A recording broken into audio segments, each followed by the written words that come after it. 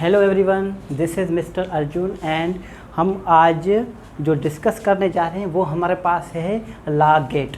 ठीक है, law gate के अंदर जो हम टेस्ट कंडक्ट कर रहे हैं, हमारे पास टेस्ट कंडक्ट कौन कर रहा है? हमारे पास हेक कर रहा है। ठीक है, लॉ गेट हमारे पास जो भी एडवोकेट्स एलएलबी, ठीक है, एलएलबी करते हैं, एलएलबी के बाद हमारे पास से क्या करते हैं, वो लाइसेंस लेने के लिए, इनरोल्ड होने के लिए पहले ये हमारे पास कंडीशन नहीं थी लॉ गेट की, मगर अब कंडीशन रख दी गई है। तो हमारे पास हेक जो है वो टेस्ट कंडक्ट करता है लॉ गेट। ठीक है, हेक हायर एजुकेशन कमीशन कौन कंडक्ट कर रहा है? हमारे पास हायर एजुकेशन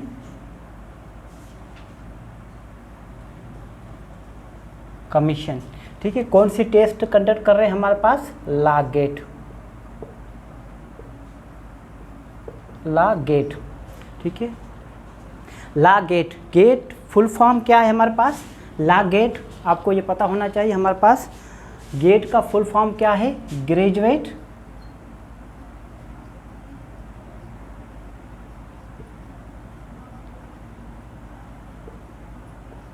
असेसमेंट टेस्ट। ठीक है, ग्रेजुएट असेसमेंट टेस्ट। जो भी हमारे पास स्टूडेंट्स हैं, हमारे जो एलएलबी करके बैठे हैं और अब हमारे पास लोअर कोर्ट की इनरोलमेंट के लिए वेटिंग में हैं और वो टेस्ट के लिए बैठे हैं, उनके लिए मैं ये लेक्चर सीरीज़ बना रहा हूँ। इसके अंदर हमारे पास लॉ गेट का जो सिलेबस दिया गया है, आज मैं वो आपके साथ सिलेबस डिस्कस करूँगा। ठीक है, हमारे पास 7 सब्जेक्ट्स टोटल दिए गए हैं। ठीक है, उसके अंदर नंबर 1 पर हमारे पास है कॉन्स्टिट्यूशन, जो हमारे पास 10% रखा गया है। ठीक है, जूरिस्प्रूडेंस हमारे पास 10% है, सिविल लॉ भी हमारे पास 20% है, सिविल लॉ हमारे पास एक 20% है, इम्पॉर्टेंट है वेरी। क्रिमिनल लॉ भी हमारे पास 20% है, और लॉ ऑफ एविडेंस जिसके अंदर कानूनी शहादत आ जाता है वो भी हमारे पास 20% है, और इंटरनेशनल लॉ भी हमारे पास 20% है, और उसके अलावा हमारे पास प्रोफेशनल एथिक्स भी 10% है। ठीक है, 10 10 20 20 20 10 10, ये टोटल कितने हो गए हमारे पास? 100%। ठीक है, इसमें हमारे पास फर्स्ट ऑफ ऑल हमारे पास आ जाता है कॉन्स्टिट्यूशन।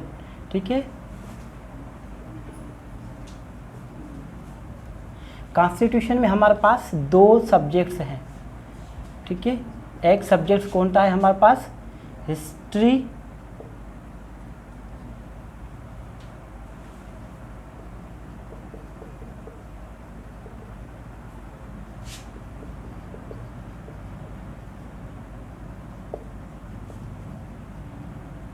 हमारे पास कॉन्स्टिट्यूशनल हिस्ट्री ऑफ पाकिस्तान।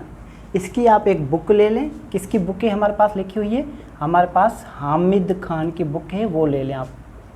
ठीक है, और इसके अंदर कॉन्स्टिट्यूशन के अंदर एक और भी सब्जेक्ट है जो हमारा पाकिस्तान का कॉन्स्टिट्यूशन है। कौन सा कॉन्स्टिट्यूशन हमारे पास? कॉन्स्टिट्यूशन ऑफ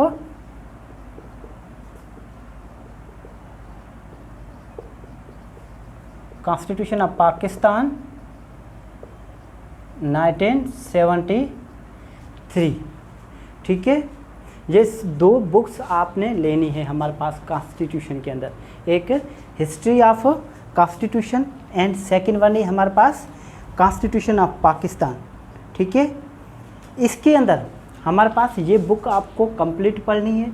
इसके अंदर कहीं से भी आपको क्वेश्चन दिया जा सकता है, और हमारे पास कॉन्स्टिट्यूशन ऑफ पाकिस्तान है। इसके अंदर मैं आपको बता देता हूँ कि हमारे पास आपको क्या क्या पढ़ना है। आपको फंडामेंटल राइट्स पढ़ना है,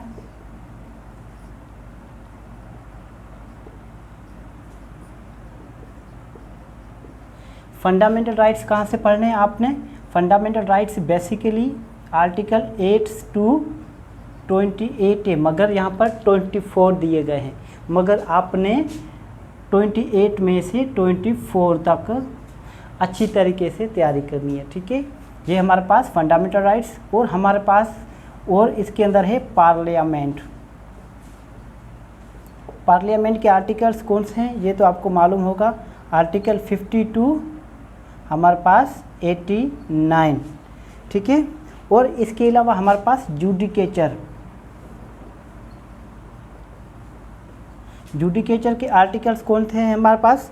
आर्टिकल 175 टू 272, ठीक है। देख लें हमारे पास फर्स्ट नंबर के ये हमारे पास फर्स्ट नंबर जो कॉन्स्टिट्यूशन है 10 नंबर, इसके अंदर आपको ये पढ़ना है। एक हिस्ट्री हमारे पास पढ़नी है कॉन्स्टिट्यूशनल, ठीक है। और उसके अलावा हमारे पास जो पाकिस्तान का कॉन्स्टिट्यूशन है वो पढ़ना है। ये कॉन्स्टिट्यूशन आप कौन सा लेंगे? ये आप किसी भी ऑथर का बेयर एक्ट लेंगे, ठीक है। कॉन्स्टिट्यूशन कौन सा लेंगे आप? Bare act. और ये आपको बुक मिलेगी constitution history of Pakistan, Hamid Khan के नाम से, ठीक है। यहाँ तक क्लियर है? ये आप नोट कर लें, ये हमारे पास हो गया, ठीक है। इसके बाद हम चलते हैं ज्यूरिस्प्रूडेंस पे, ये आप नोट कर लें।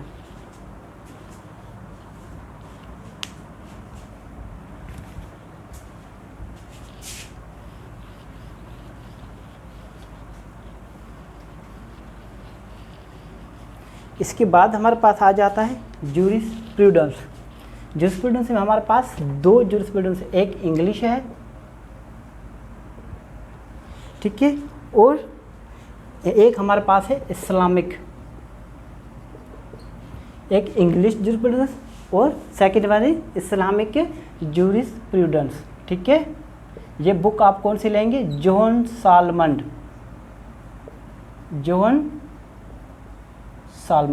और हमारे पास इस्लामिक ज्यूरिस्प्रूडेंस में आप कौन सी बुक लेंगे? आप बुक लेंगे हमारे पास सर अब्दुल रहीम की बुक है, कौन सी? प्रिंसिपल्स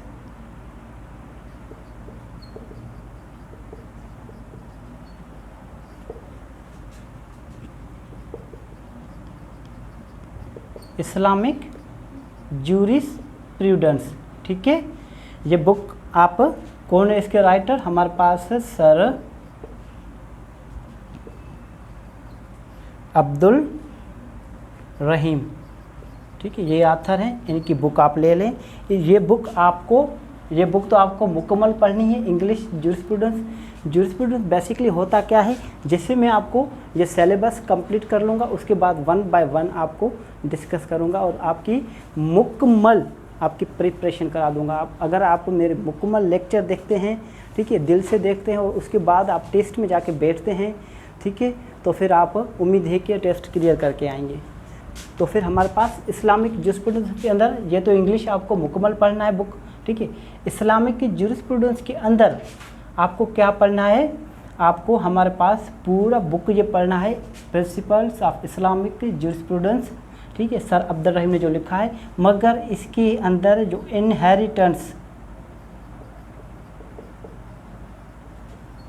इनहेरिटेंस जो चैप्टर है, जो पार्ट है, वो आप नहीं पढ़ेंगे, इसमें नहीं आता, ठीक है। यहाँ तक बात क्लियर है? आप इसको नोट कर लें, ठीक है। हमारे पास पहला सिलेबस हो गया। सेकंड नंबर जो सिलेबस है वो भी मैंने आपको बता दिया, ठीक है। ये आप नोट कर लें। इसके बाद हम आगे चलते हैं।